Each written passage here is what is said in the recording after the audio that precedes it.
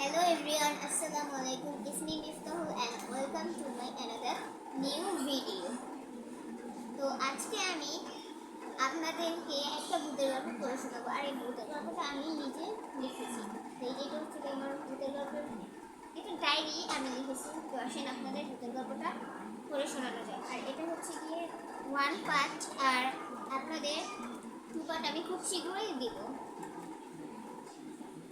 ঘটনাটি হচ্ছে গিয়ে, গল্পটার নাম হচ্ছে গিয়ে রাস্তা যখন ফাঁকা। ঘটনাটা ঘটেছে ঈশ্বরদী রুটে, প্রায় মধ্যরাতে।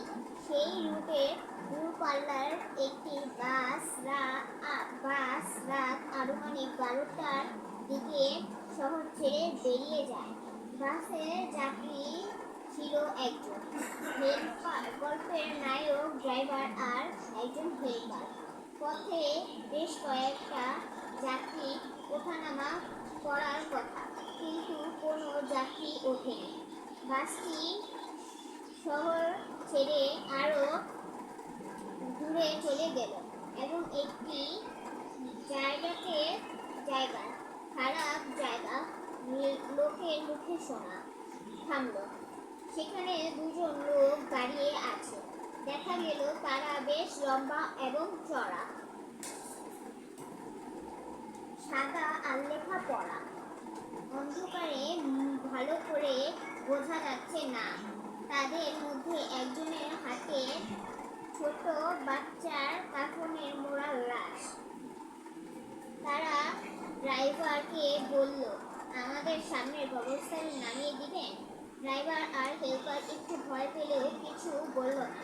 তারা বাসে উঠে এলো। তখন মনে হলো বাসে বেশ মিষ্টি একটা গন্ধ ছড়িয়ে পড়ল। রাতের বাস, তাই লাইটগুলো সব অফ করা। ড্রাইভারের কাছে বাসটা বেশ ভারী হয়ে গেল মনে হয়। স্পিড যতই বাড়ায় বাস ততই এগোচ্ছে না। অদ্ভুত লোকগুলো সারা বাসে এত জায়গা থাকতে গিয়ে বসলো একদম পিছনের সিটে।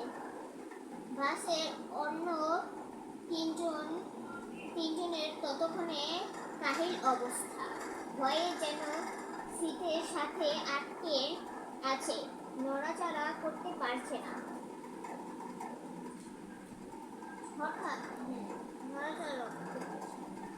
হঠাৎ মনে হলো পিছনে সিট থেকে কড়মড় করে ঘাড় চাবানোর শব্দ আসছে। তিনজনের বুঝতে আর বাকি থাকে না, এরা মানুষ না, এরা অন্য কিছু। তো গল্পটা এটা হচ্ছে গিয়ে ভূতের, এটা হচ্ছে গিয়ে পার্ট 1, পার্ট 2 আপনারা খুব শীঘ্রই পাবেন। আর এটা হচ্ছে গিয়ে আপনারা ভাবতে পারেন যে অনেক তাড়াতাড়ি হয়ে গেল, গল্পটা হচ্ছে অনেক ছোট তাই। আর এটা হচ্ছে গিয়ে 2টা স্টেপ আপনাদের পড়ে শোনালাম, আরও 2টা স্টেপ বাকি আছে। ওই 2টা স্টেপ আপনারা পার্ট 2তে পেয়ে যাবেন। আজকের মতন এখানে, আল্লাহ হাফিজ।